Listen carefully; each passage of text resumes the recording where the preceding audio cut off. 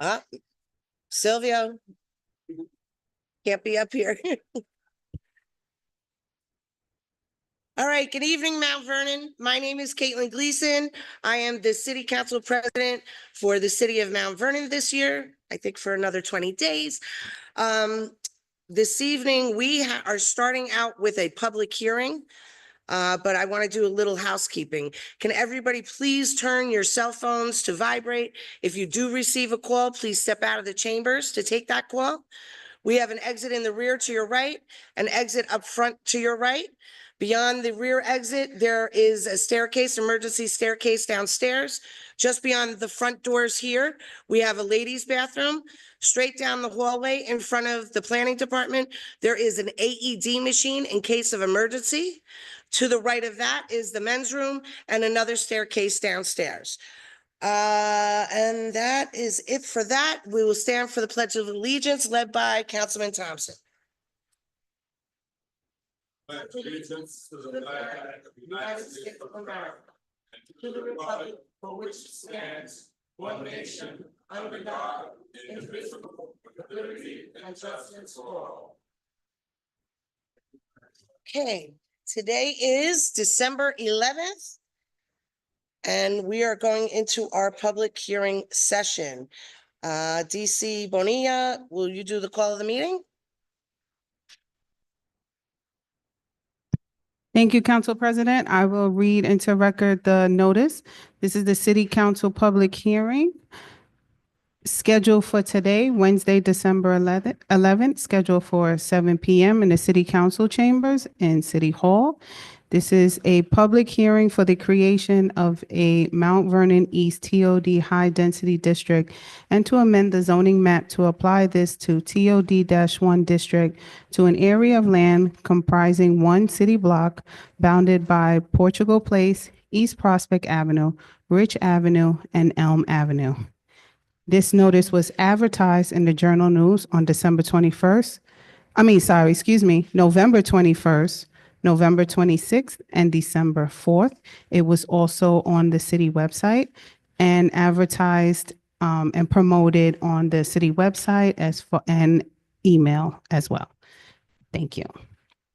Thank you, Deputy Clerk, and roll call.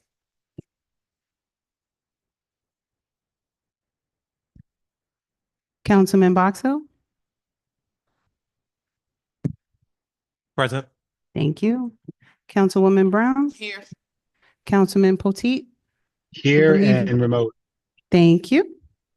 Councilman Thompson? Here. Council President Gleason? Here. Thank you. Deputy Clerk Bonilla, do we have any correspondence to read into the record? Yes, we do.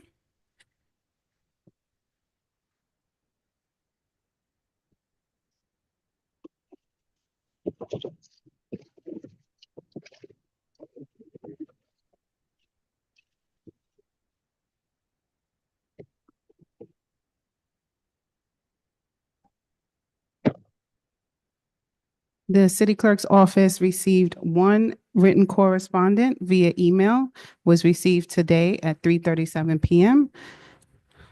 I will proceed to read.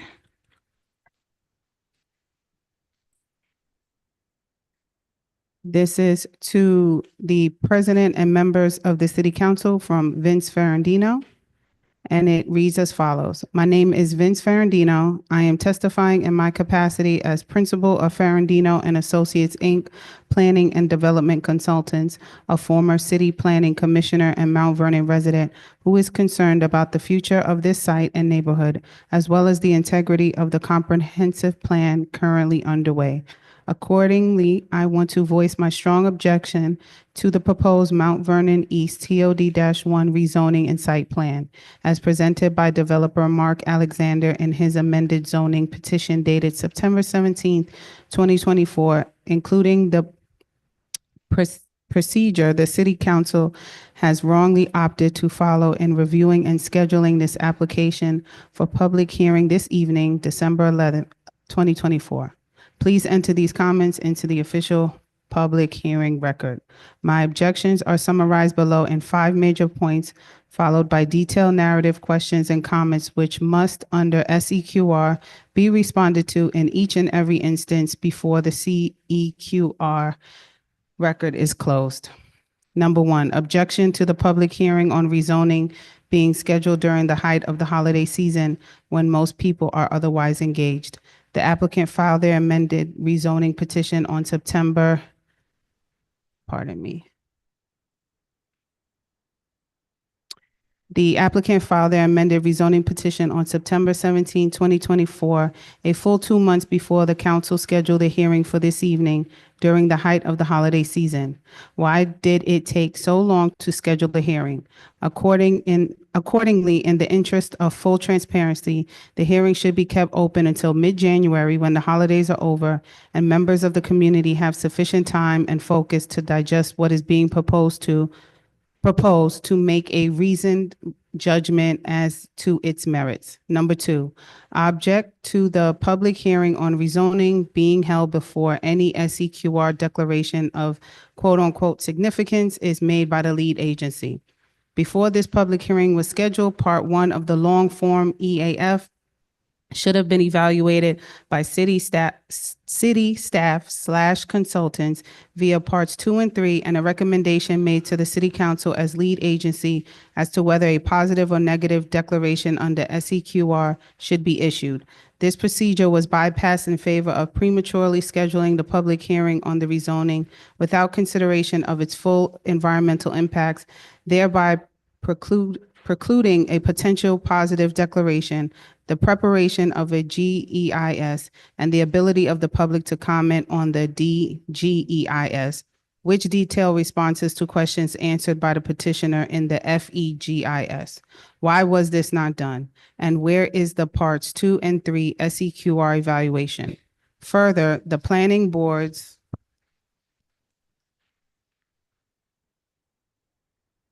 recommendation in Exhibit A, made a part of this submission, is dated June 23rd, 2023, apparently commenting upon a previous iteration of the petitioner's proposal, not the current one. As per my previous comment to the council last month, this nonsense is, quote, putting the cart before the horse and a violation of SEQR.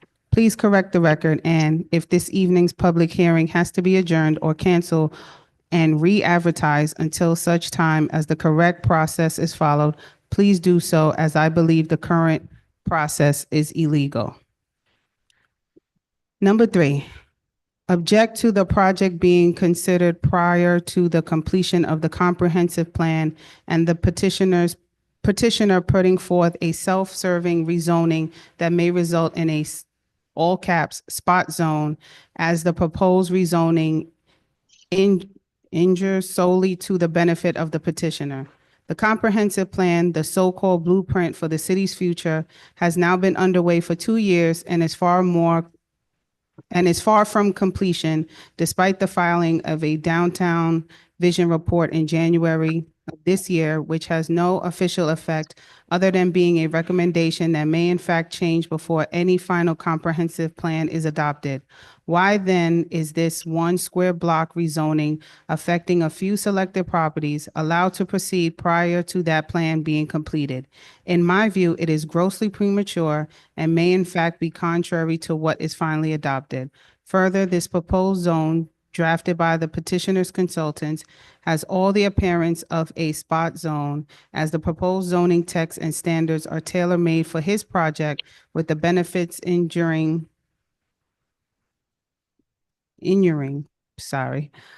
primarily to the 3 properties on 0.828 acres owned by the petitioner. A spot zone is defined as the, quote, process of singling out a small parcel of land for a use classification totally different from the surrounding area for the benefit of the owner of such property and to the detriment of the other owners, end quote.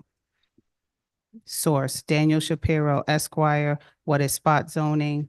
Wayne Seville Publishers, November 17, 2013. The subject properties are zoned RMF-15, currently allows buildings up to 7 stories in height and up to 61 units per building. The petitioner is proposing a building of 21 stories and 350 units. a mark different from the current zoning and what is in fact the surrounding neighborhood. I ask the council if there is any legal opinion on file supporting the position that this is not a spot zone. Please provide before proceeding with this ill-conceived rezoning. Number 4.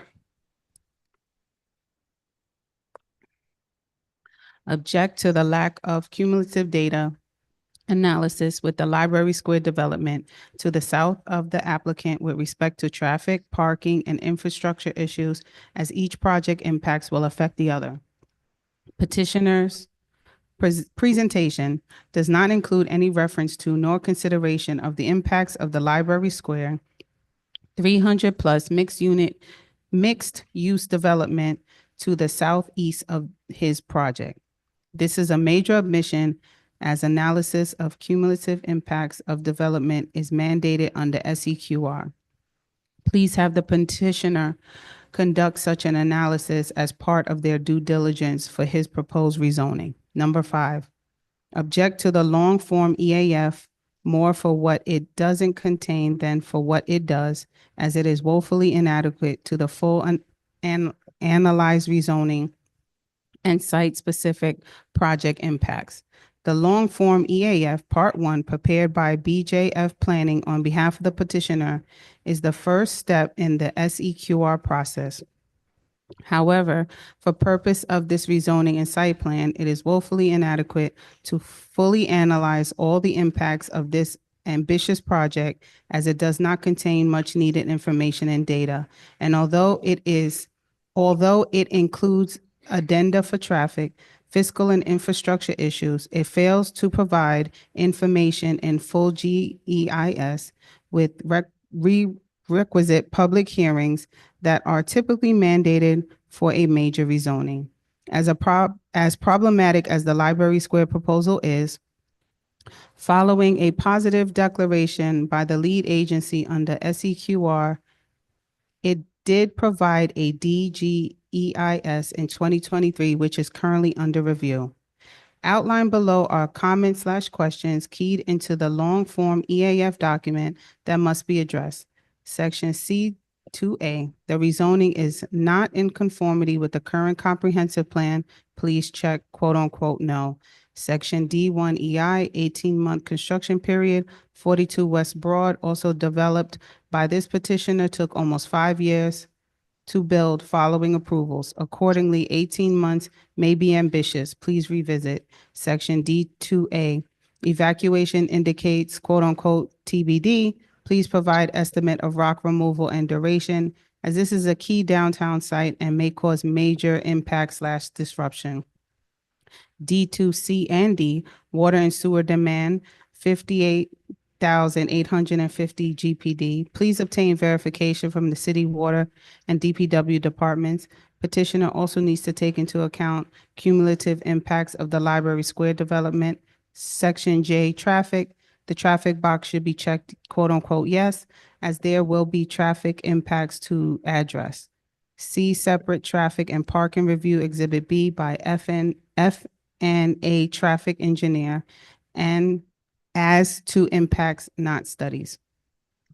Also missing from the required environmental documentation are any comments from the city departments and agencies, police, fire, water, DPW, recreation, emergency services, planning, etc., as well as the Mount Vernon School District, which will be affected by school children populating the 350-unit high-rise. The submission is completely one-sided, lacking any peer review other than the county planning staff under the standard GML procedures. Areas of concern that are not adequately addressed in the long-form EAF and addenda are as follows. Number 1, 3 parcels containing 3 houses at 140, 146, and 152 East Prospect, which appear to be in good condition, are included in the project site for acquisition, demolition, and redevelopment. See the photos attached. Please provide information on current tenants, number, age, race, and income, and any petitioner plans to address in relocating them following acquisition and demolition. Please also provide information on current real estate taxes paid by each property and subtract that from the perceived perceived positive fiscal impact resulting from project development. Number two, the petitioner is proposing market rate housing. For the 350 units, please provide the square footage for each unit type as well as the projected rents by unit type. Include any additional fees for on-site parking, amenities, etc. Please also provide a bona fide market study to document the demand for the type of housing proposed, as this is a request for major rezoning. Number three, the proposed 7,500 square feet of retail, please project the type of retail envisioned, as well as any market data to support the need for such retail, as retail vacancies abound throughout the city. Number four, the residential portion of the project projects $5,035 per unit per year in real estate taxes. Please provide data on what other comparable market rate projects in and out of Mount Vernon are paying per unit. Number five, the petitioner uses standard multipliers as well as Westchester Housing Developments to project the number of school-age children in the proposed 350 units, which appears to be very low. Has he used any of the real-time school children generation data from the Mount Vernon school system as comparables? If not, please ask him to do so, as the school district has complied data on different types of housing in Mount Vernon recently presented in the MVIDA. Number six, density bonuses. Petitioner has proposed density bonus criteria that would allow him to build up to 21 stories. Has he reviewed density bonus provisions in other Mount Vernon special zoning districts for comparability? Example, Mount Vernon West, TOD, MX-1, etc. If not, please ask him to do so, as there should be uniformity throughout. Number seven, to allow the maximum 21 stories in height, petitioner plans to pay a fee of 0.5% of the total cost of construction to the city to offset infrastructure improvements generated by the development. Please ask him to estimate the construction costs and financial contributions versus the actual infrastructure costs to ascertain what any shortfall may be in applying this density bonus. The DPW and water departments should be asked to weigh in on the projected cost of infrastructure improvements needed, how much and where, and how that compares with the projected 0.5% in the proposed zoning text. Number eight, Westchester County Planning has recommended in their GML letter that at least 10% of the units be affordable. The city's downtown vision report also recommends a percentage of affordable. The applicant has proposed 100% market rate, and the neighborhood surrounding the project site appears to be low to moderate income. How will the city and the county's recommendation be reconciled? And how will the petitioner address the potential gentrification and displacement issues? Please explain. Number nine, land use surrounding the area to be rezoned and predominantly low to mid-density 1, 2, and 3 family homes and a few 4 to 6 story mid-rise buildings. See attached photo. Abutting the proposed development site is the Portugal American Club, and neighboring blocks contain turn-of-the-century Tudors, colonials, and some ranches and townhouses. The architecture, scale, and design of the proposed 20-foot story high rise is a variance with the building types. In a standard visual impact analysis, please provide photos of these buildings juxtaposed against the proposed high rise to help define neighborhood character and explain how the proposed super tall modernist building will be compatible with the surrounding area in height, scale, and design. Pardon me. Number 10, shadow analysis. The petitioner has provided a detailed shadow assessment, which includes that although the shadows will be extensive, they will not fall on a so-called quote-unquote sunlight-sensitive resource, publicly accessible open space, historic or architectural resources, etc. Primarily because none of these resources exist within the study area. However, a review of the aerial shadows reveal that they will be extensive and intrusive on the existing homes. This should be taken into account in any discussion to decrease the height and scale of the proposed high-rise building. Sorry, I have to. I'm gonna mute someone who's not muted. Conclusion. The above comments are the result of the curious, thank you, review of what the petitioner has provided in the long-form EAF and addenda and proposed zoning text. A full GEIS would provide more in-depth information and analysis. It is my recommendation that a positive declaration of significance be issued and a full GEIS be prepared for the public to review before any zoning change is considered by this city council, as what is being proposed will result in a building that is too tall, too dense, and totally at variance with the neighborhood in which it is located. Thank you. That is the end of the comment. Thank you so much, Deputy Clerk Bonilla. And at this time, is there any other correspondence? I do not have any more written correspondence. Okay, I'd like to call up our Planning Commissioner, James Rouse, to give a overview of the application.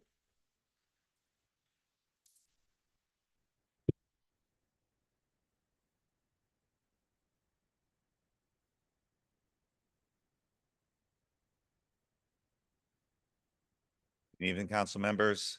And James Rouse, Commissioner of Department of Planning and Community Development. This rezoning around the Mount Vernon East train station between Prospect Avenue and Mount Vernon East train station between Fulton Street and Portugal Place will cover 2-block area that will allow for up to buildings of upwards of 21 stories to be constructed. This is in line and consistent with what was recommended in the comprehensive plan for a higher density area, with the desire for the city to explore transit-oriented development zones. This proposal is not only one site, it covers a number of parcels over these blocks that would allow for a range of development of escalating height depending on where it is on these blocks. This site in particular from the applicant, the Alexander Development Group, proposes a 21-story building for the site that they currently own, which will replace a series of homes that they purchased across the street from the Portuguese American Club that will facilitate a mixed-use development, which includes market rate residential and as well as ground floor retail use, as well as public art into the project. Additionally, the parameters at the council's request, since we phased the comprehensive plan in, working with developers to stay in line with the comprehensive plan and help create a template for the eventual rewrite of the zoning ordinance subsequent to the comprehensive plan, does include language which does address some of the goals stated in the comprehensive plan, particularly around what would qualify as density bonuses in such a district, which actually does acknowledge utilizing potentially affordable housing as an option, which this developer or other potential developers could utilize here. So that's all I have to say, unless the council members have questions, wanted me to address certain items regarding the application prior to presentation. Discussion. No, I think we'll have the applicant come up and speak and do their presentation. State your name. Nicholas Alexander with Alexander Development Group. I'm going to do the intro, but while I'm doing that, is it okay if our architect comes up and gives you our presentation? That way you can put it on the screen for everybody to see. Okay, thank you. I appreciate it. So I'll get started while you guys are doing that. First, I would. Oh, okay. Can everybody hear me now? Okay, so I'll get started while you guys are putting the presentation up on the screen. First, I would like to thank all of the council members. I'd like to thank the planning board, and I'd like to thank the city council consultants for their leadership and hard work on getting the comprehensive plan this far. And for that to be the guiding light for us to get our project along this far. You guys finished up your phase one comprehensive plan last year, and you passed the downtown vision plan this January. As soon as that got passed, we, the applicant, went ahead and took our previously submitted environmental assessment form and application and revised it to fit completely in line with your downtown vision plan.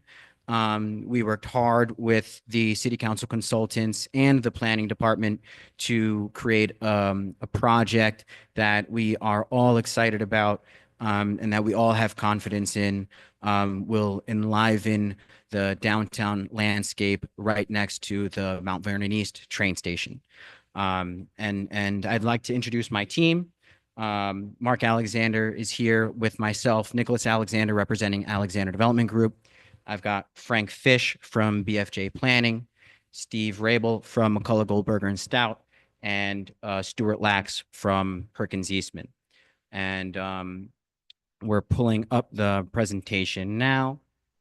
And so this is, if you can see the rendering. Oh, no worries, no worries. Take your time. And so leading us up to here, we have also submitted our application to the county for their review and the planning board for their review. And the planning board had given us the green light to meet with you guys. Seemed like they're excited to meet with us down the line to go over the site plan review. And so that's why we're here today at this public hearing.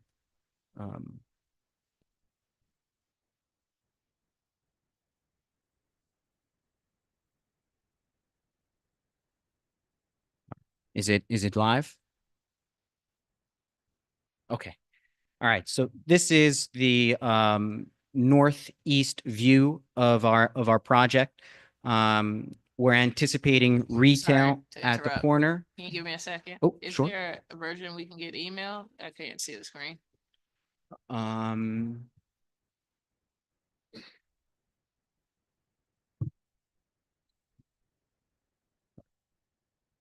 she can't see the screen.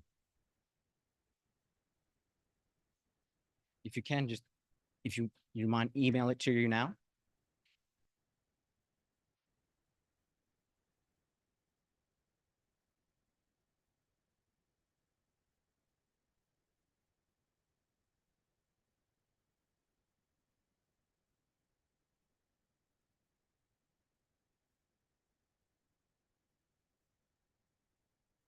Sorry about that.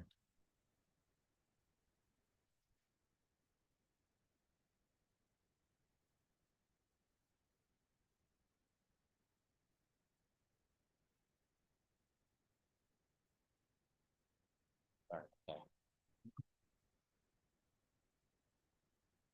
Okay. Are we good to go live?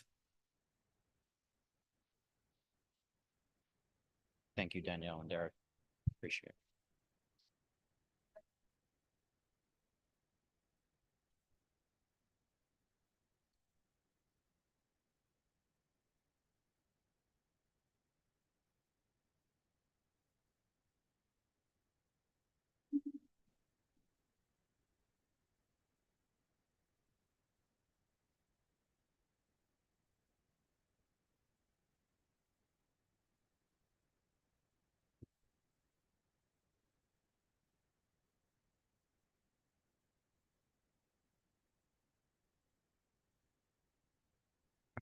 So yes.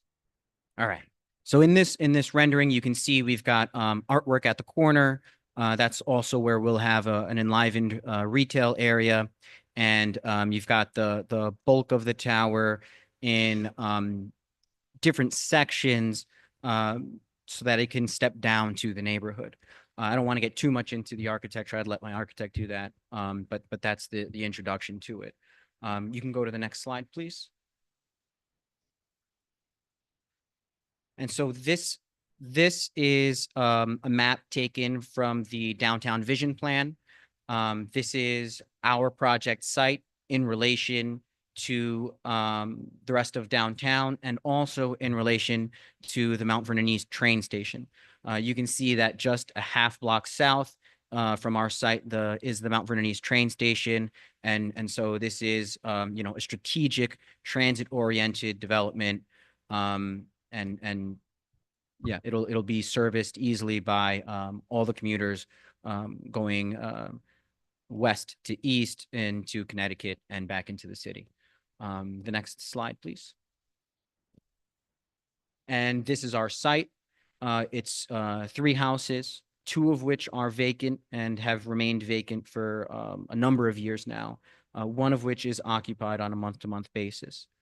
It's the 3 houses from the northwest corner going towards the middle of the block. And again, southwest corner of that block is the Mount Vernon East train station entrance. And you can go over to the next slide. And at this point, I'd like to pass it on to my architect, Stuart Lax, so that he can get into some of the details of the project. Thank you, Nicholas. Thank you, Madam President, members of the board. An honor to be before the board, the council again. Stuart Lax, LACHS, with the architecture firm Perkins Eastman, I'm a principal at the firm. As Nicholas said, this is our preliminary design for a 21-story building. We have proposed setting back at different levels of the building to taper the building as it goes up and reduce the mass. There are 350 apartments and 201 parking spaces that serve both the 7,000 square feet of retail and the 350 apartments. The building, 21 stories, 250 feet. There are some varying floor-to-floor heights to allow for the retail and the parking. The total building size allows for an FAR of 8. That's the building volume. Building square footage is 8 times the size of the lot. And we have preserved 40% of the site for open space in accordance with the definitions. The next slide, please. And these are just a series of views. This was the northwest view that was on the cover image that Nicholas talked about. Next slide. And the northeast view, and you can get a sense we've got proposing some resident amenities on that first terrace setback. Next slide, please. The southwest, this would be the view just from really just hovering just over the train station.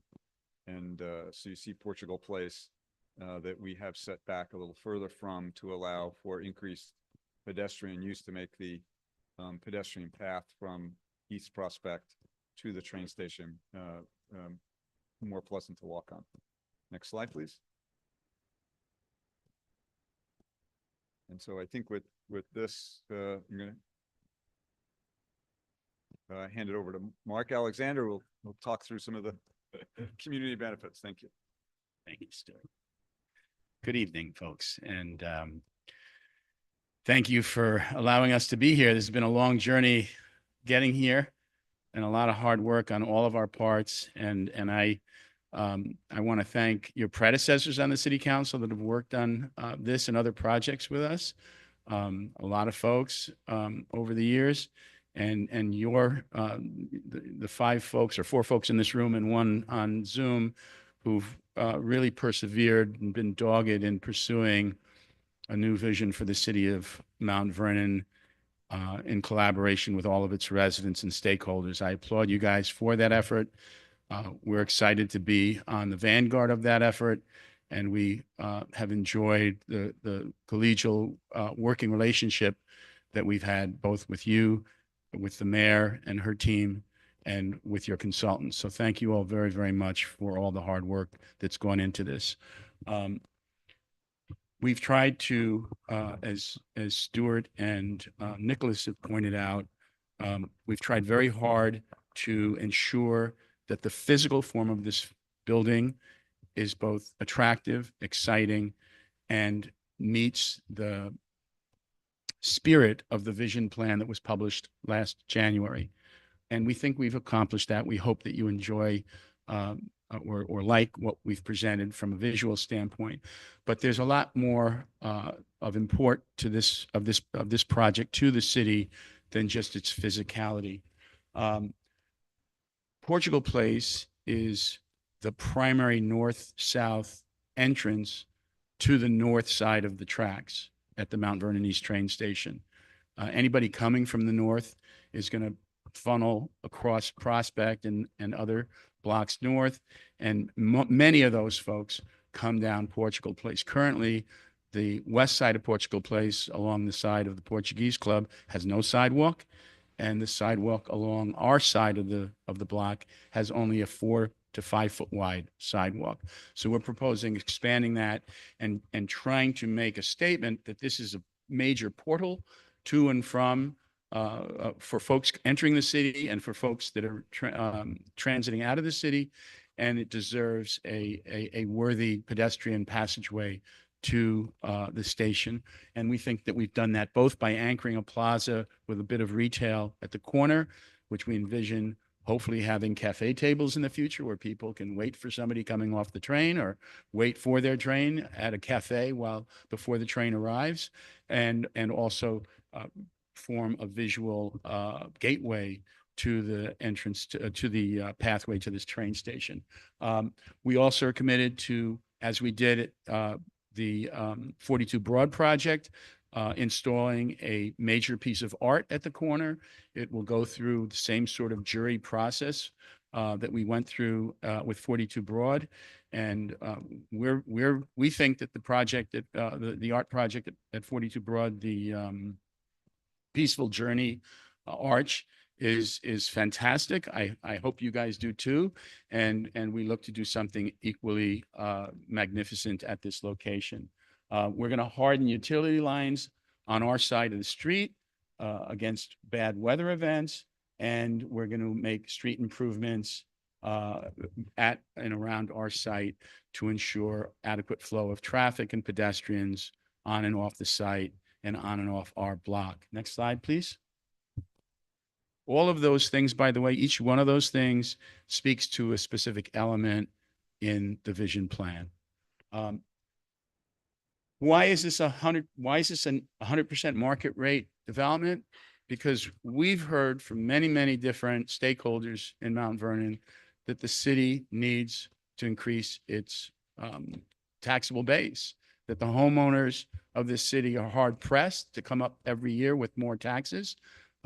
There was a tax increase last year. There's talk about another tax increase this year. It hurts buildings like 42 Broad a whole lot less than it hurts a homeowner who's living on a fixed income. You all know this. I don't need to tell you that. You hear it from your constituents all the time.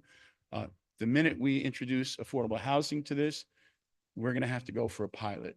We've said we can go for a pilot and put affordable housing, or we can go full market rate and pay full freight as we did at 42 Broad. I'm happy to pay full freight. And I mean that genuinely. I want to pay $1 million for my permit, because if I pay $1 million for the permit, the building department has resources to pay its staff and create its future. I'm happy to pay over $1 million a year in taxes once this building is stabilized for the same reasons, to support the city and its infrastructure. I'm happy to pay close to $5 million in sales tax and other fees during construction, as we did at 42 Broad. And as we did at 42 Broad, whether it's C. Williams or Sonitech or ProTile or Ross Windows, we are committed to shopping as much as we can locally, whether it's a minority-owned business, as is C. Williams, whether it's a woman-owned business, as is ProTile, or whether it's just a local vendor that employs local people, and especially people of color that represent this city. We did that at 42 Broad, and we're going to do it again here. And finally, this is actually on a little low side at this point. What we're finding in 42 Broad is that our average income there is actually even higher than this. Now, there are empty nesters. We do have quite a number of retirees that are on fixed income at 42 Broad, but they can afford the rent there because they sold a house, right? Or they have help from a relative because the younger relative wants them to live close by to, and we have several of those folks, elderly, frail people, but that still have the ability to live on their own, and they're living at 42 Broad. We see that as an important part of the market for this building. We also think, though, that a big chunk of this, we're seeing a huge number of medical and tech industry workers up at 42 Broad, and I'm convinced that we're going to see a lot of that at this building as well. So those folks, we have a photograph I saw recently of our package room at 42 Broad. Good evening, Ed Poteet, council member. We're literally receiving hundreds of packages a day now in our package room at 42 Broad. I expect that to happen here as well. Every single dollar that's spent online by our residents on a sales taxable purchase is 4% going to the city of Mount Vernon. So we're generating tens of thousands of dollars at 42 Broad from our market rate residents, and I expect the same thing to happen here. So between the fees that we'll pay at the commencement of construction, mortgage recording taxes, sales tax during construction, long-term payments over the life of the project, and bringing vitality and folks that with disposable income into the downtown of Mount Vernon, we think is both a good thing, and we also think it's consistent with the spirit of the city's vision plan. So next slide, please. Oops. Okay, so do we need Steve to say anything about the action itself, or I think that's okay. So folks, thank you very much. That's really our presentation, short and sweet. If you have questions, any number of the members of the team or I can answer. Thank you so much, Mr. Alexander. Okay. So now we will have our public hearing speakers. I'll start with anybody who would like to speak for this project. Please come to the podium. Anybody who'd like to speak for the project, please come to the podium. Good evening, City Council. Let me just get my glasses first before you put on the timer. Oh, now I can see. I'm going to speak loud because I really couldn't hear in the back. My name is Silvio Solari, and I reside at 40 John Alden Road, New Rochelle. And you might be wondering why a guy from New Rochelle is speaking at a public hearing in the city of Mount Vernon. Well, this guy has 45-year relationship with the city of Mount Vernon. See, I was a landlord on East Prospect Avenue for 35 years. I sold the properties about 10 years ago, but still went to the area weekly because I had a lot of friends there. I was also a teacher for 35 years in New York City, and many of my tenants needed help with their children's education. I became sort of a mentor and developed a long-term relationship with those families. The children of my tenants graduated college and became very successful, and they wanted to live in the area of East Prospect because of family, friends, and church. And church is very important in the city of Mount Vernon. They couldn't find apartments in the Mount Vernon East neighborhood.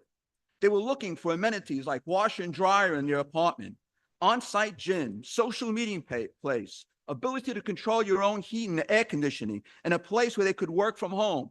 Those apartments did not exist in the neighborhood. As a consequence, they moved. And I think you know where they moved to. They moved to Yonkers, White Plains, and New Rochelle. We lost many talented, high-income people in that neighborhood. I also saw over the years their parents grow old. Some had bought homes in the area and were tired of home ownership. They sold their homes, and once again, they had to move either to Yonkers, White Plains, or New Rochelle. Once again, we lost the most vulnerable, the most valuable citizens to neighboring cities that could provide the housing they wanted. So far, everything I told you is anecdotal. my feelings, my ideas, what I saw. Now I'm going to give you data, hard data, which is quite startling. US Census record for the city of Mount Vernon, 1960, we had a population in the city of Mount Vernon of 76,010 people. All right, 2010, the population was 67,292. We lost 10,000 people in the city of Mount Vernon. And most of them were people like my tenants. They were college educated. They were hard workers. They were making Mr. Solari, can you please face the Well, I council when just you're like to talk speaking? to them. I think Thank they're the you. ones who need to hear it. Thank you. All right, 2020, there was a slight tick up, 73,890. We all heard about the recent news in the school system in Mount Vernon, 35 occupancy in the high school. Whatever happened to the other 65%? The school system there is 25% below capacity. Folks, we need people to come to Mount Vernon. We need children in the schools. A city needs to grow over the years, not get less and less. What do we need to do? We need to build new housing with the modern conveniences so that former Mount Vernonites and current Mount Vernonites and those from surrounding communities will choose Mount Vernon and create a new golden age for the city of Mount Vernon. I'm glad to report the golden age has started. You have 42 Broad, a world-class building, the rezoning around Mount Vernon East Train Station, which you guys have to develop and the community has developed. And also, I've heard reports from many of the developers that many of the former Mount Vernonites, the ones who left, the ones who are making $150,000 a year, have returned to rent those apartments. East Prospect needs that. We need apartments like this and buildings like this in order to thrive and survive and grow. I thank you very much. And by the way, happy holiday to all of you. Okay, I wish you. Thank you so and much. loved one. Okay. Yeah. Thank you. Thank you. The one thing that I did not mention earlier, there will be a 3-minute limit. Mr. Solari, you went a little bit over. Okay, anybody here speaking for this development project?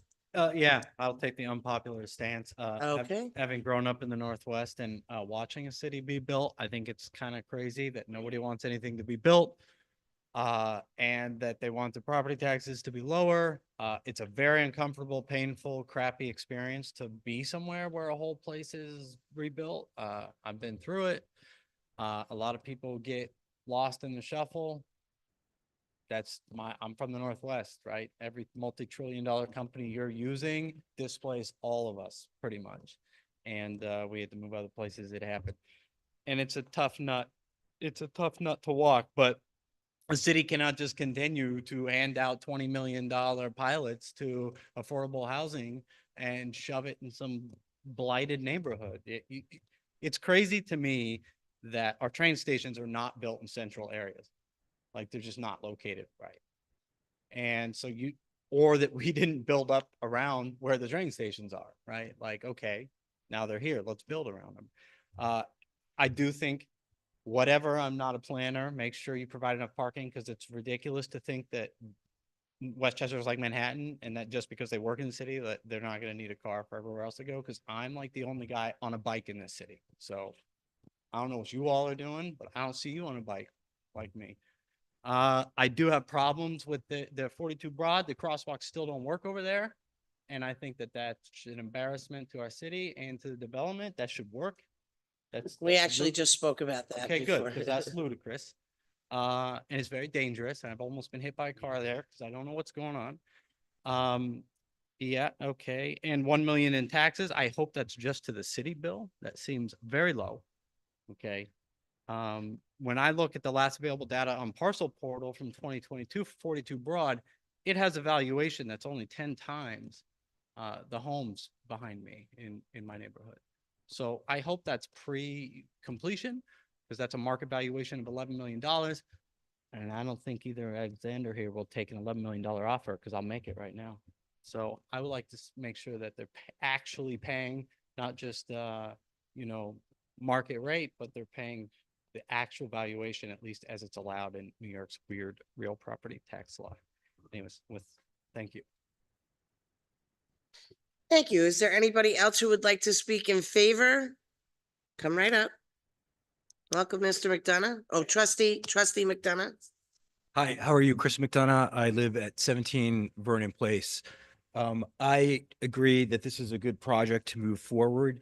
I think market rate housing in Mount Vernon is needed.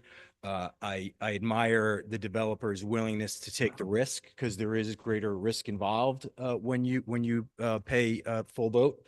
So I think this is a good thing. Thanks. Thank you so much. Anybody else like to speak in favor of this development project? What? What if you're in the middle? Well, if you're in the middle, why don't you come up and say the positives? And then when I ask for against, you can say what you're against on the project. Welcome, Ms. Scacchi. Thank you. So my in the middle is having been one of the people who was affected by the 42 West Broad project, which I'm happy to see that most of it's finished, and I'm happy to hear that you are adjusting the pedestrian crossing, right? So thank you very much. I'm for the development because this is where we need it, in the sense that it is a step in the right direction for us, and we lag behind everybody else at our train stations. What I am against, of course, is the 21 stories. And if anybody saw one of the shadow pictures that was in the presentation, you can't be okay with this. These are all private homes. We're talking about for the project. I know, so that's why I said, can I be for and against at the same time? So then I'll take a step back and wait for and come back. Okay, is there anybody in the audience or online that is for this development project that would like to speak? Anybody online? Okay. Is there anybody in the room that is here to speak for the development project? Third time. Is there anybody here in the room that would like to speak in favor of this development project?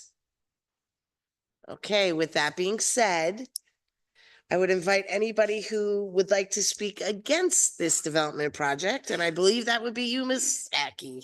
Okay, Karen Scacchi for the second. So I'll start with the picture of the shadowing, and there's many different ones. So this is not just the only shadow. But my point is, this is what 21 stories will do to the residential neighborhood. And that is something that really, really needs to be considered, because that is a quality of life issue for those people who live there, because I doubt they're going to sell their homes tomorrow. But this will change their life on a daily basis. And I don't mind leaving that there for you.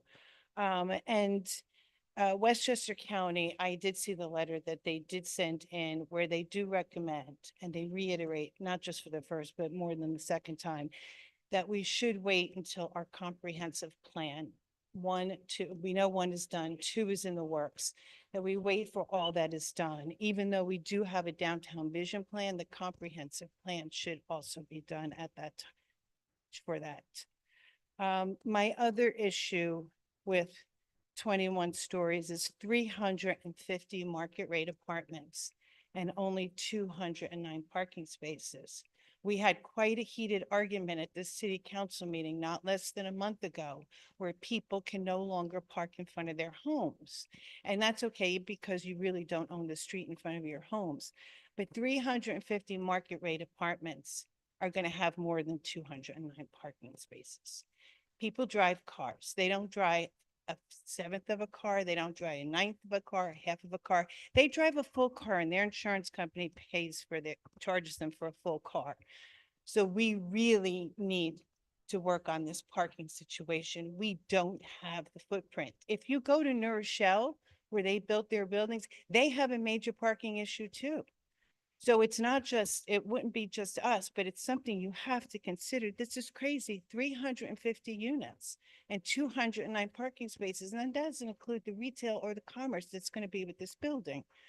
And the other thing I did want to point out is that in the presentation, when they compared school children, I think it's page 27, 42 West Broad is listed on here as only having 90 units for one child in school. I don't know how that's possible when 42 West Broad Street is 249 units. So is that only 90 units complete as the time of this report was and only occupied but not considered the units? Okay, so thank you for explaining that because it wasn't clear in the report. So I just would really hope that the city council really considers the neighborhood, the quality of life of that surrounding neighborhood and what this will do to it. It would be nice to see it a little bit lower than 21 stories. Thank you. Thank you so much. Okay, do we have anybody who would like to speak against this development project? Mr. Ferrandino?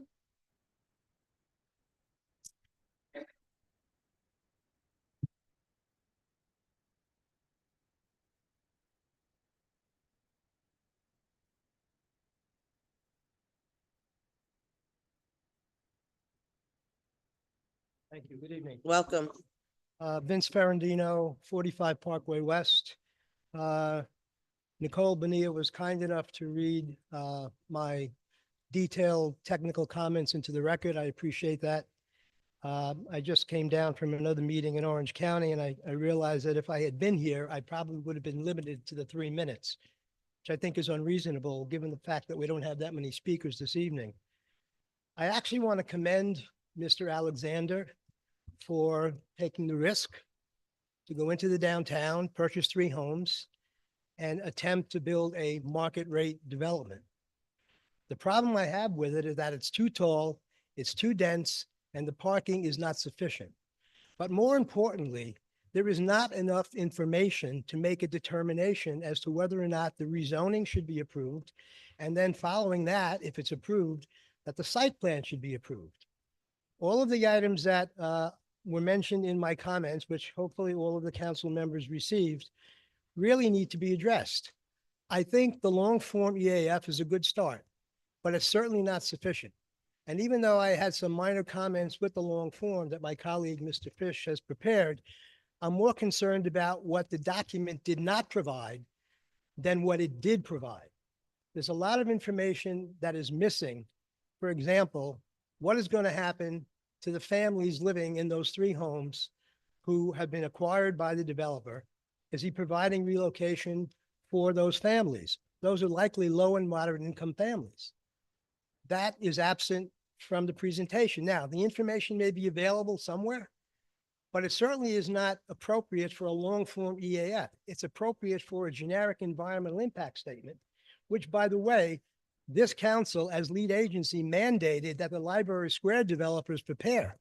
And they did prepare that GEIS, which I see Monday night, you met with them and they actually downsized the project.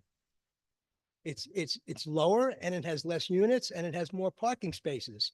I submitted 6 single space pages of comments on the DGEIS for Library Square, which under the secret law, they are mandated to respond. And I'm looking forward to getting a copy of the final generic environmental impact statement to make sure that those questions were answered. The process that's being followed now with the long form, unless you issue a positive declaration and mandate a full GEIS, there is no legal requirement to respond to any of the comments that I make or anyone in the audience makes with respect to this project.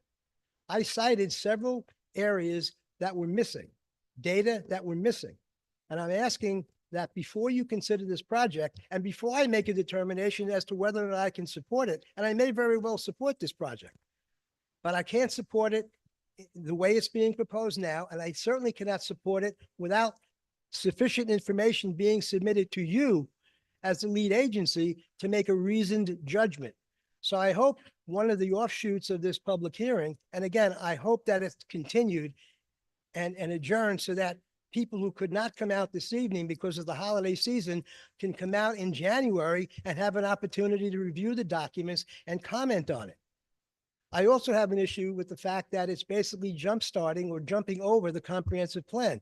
Yes, a downtown vision report was filed with you in January, and yes, some aspect of the comprehensive plan may eventually evolve into something that relates to the downtown vision, but now it's only a recommendation. It's not binding.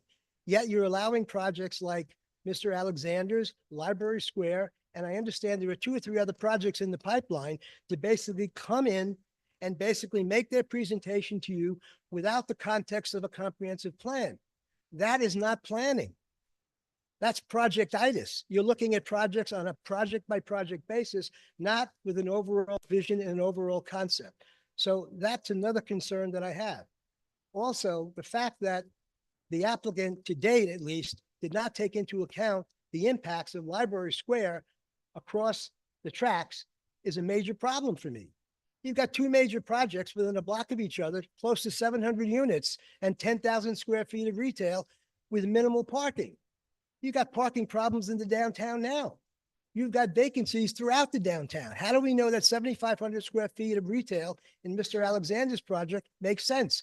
How do we know that market rate housing on this site without a market study, a bona fide market study, makes any sense? When my Mr. firm Ferrantino, let can me you wrap just it up? finish the point. I know you want to basically, I will wrap this up, but this is Okay. very important. Because when the 42 West Broad project came about 7 or 8 years ago, my firm was retained by this city to do the review. We did a thorough review and we asked Mr. Alexander, and he complied, to do a market study to make sure that whatever is built at 42 Broad basically makes sense from a marketing perspective. At a minimum, you should require a market study, not only for the residential, but the retail because of the vacancies. Ms. Bonilla covered many of the issues that I'm concerned about. One thing she did not cover, and I'm not going to belabor this, is we have a critique of the traffic study that was prepared by BFJ Planning.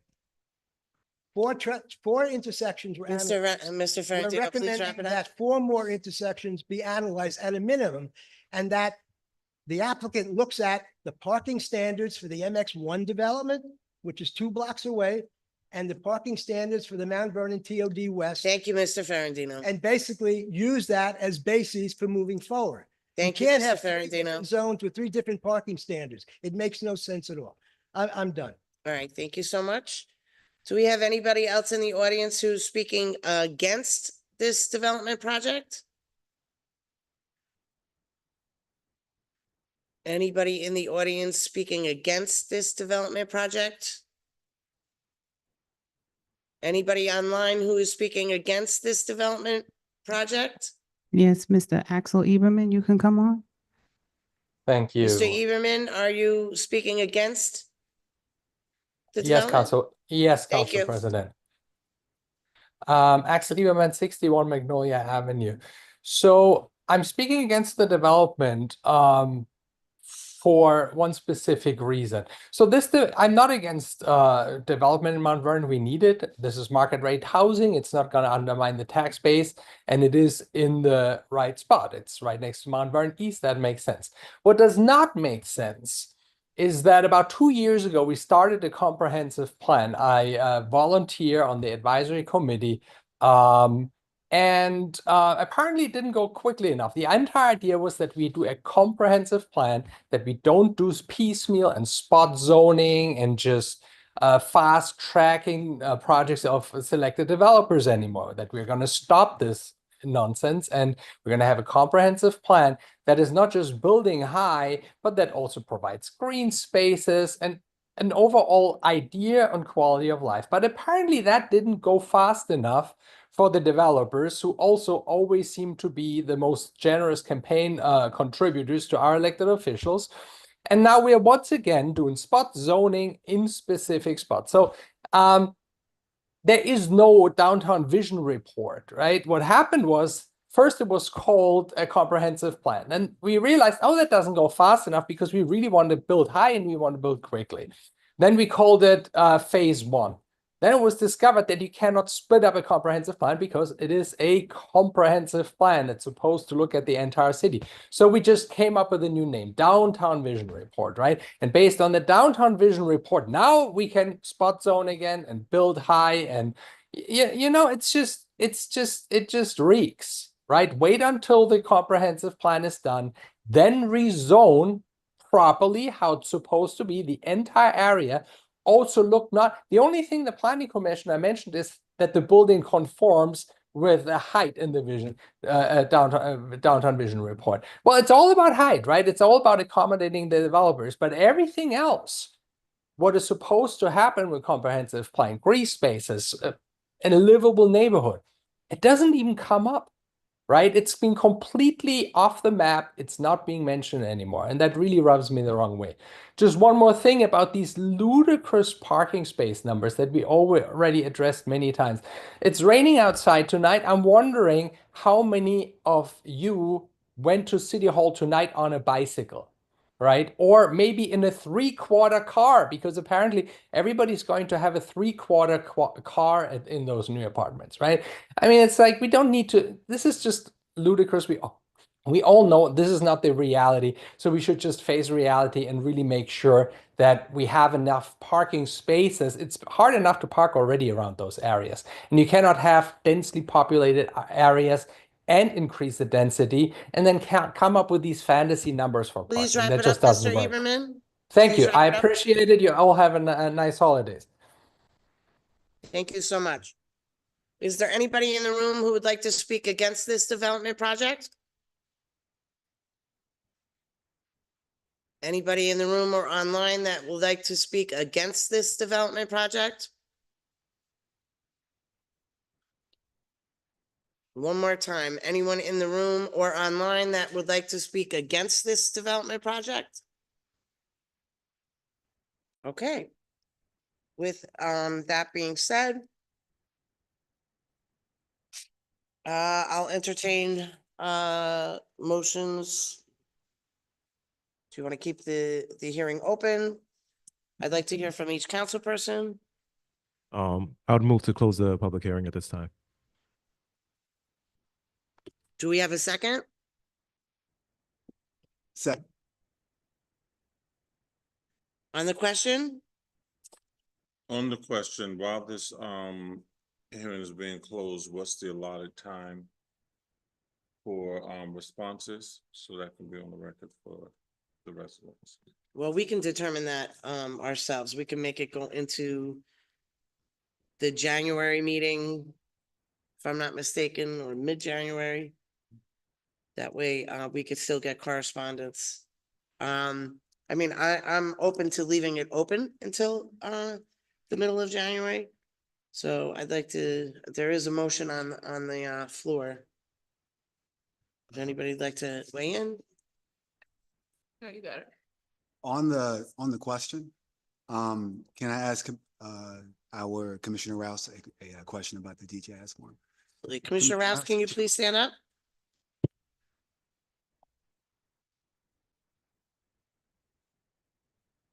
Good evening. Good evening. So just one question about the long form EIS versus the full DGIS. Just curious, what's the rationale for why the Alexander Group is doing something different than what happened with Library Square? Just so that the public could understand why there's a difference. Well, it's a matter at the time, just a negotiation that number one went with city council. At that time, it was part of the agreement to do a full environmental impact statement on what was then city-owned land. Usually as a pure planner, we'd like to see full environmental impact statements, but a long form EAF is an acceptable way to do an environmental review. And so the developer had chosen to go that route.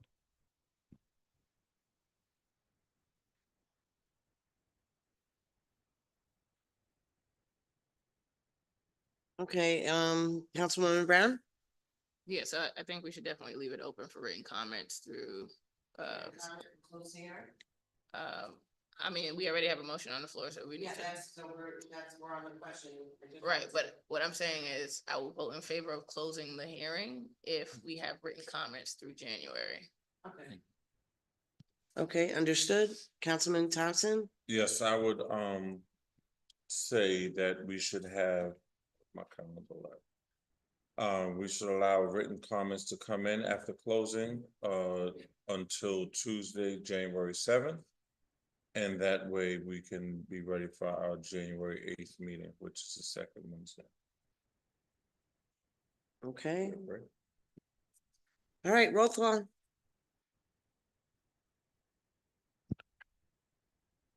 Councilman Box Hill. Councilwoman Brown. Councilman Potteet. Aye. Councilman Thompson. Aye. Council President Gleason. Aye, and we are going to keep the comments section open. Hold on. What'd you say, January, Jen? January 7th. Is there a way that we could put it on the city website? Will it be on the city website? Yeah, okay, I just want to make sure. Okay, so till January 6th, or you want to do it till the 7th? Okay. Oh, it's just. Yeah, we wouldn't vote on it on the 8th, so we shouldn't do it based on the meeting date. Got it.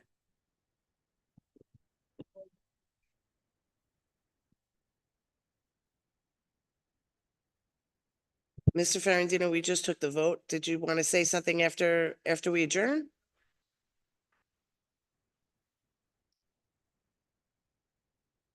Okay, thank you so much. All right, with that being said, I'll entertain a motion to adjourn this session. We'll take a short break and then go into our regular legislative session. Did I forget? No, I'm just gonna let everybody know I'm gonna end this meeting and then start. a Yeah, new so one. we're gonna end this recording. Yes. So we're gonna take a short break and then we're gonna start the next meeting, legislative meeting. So Thank can you. guys, we have to adjourn it?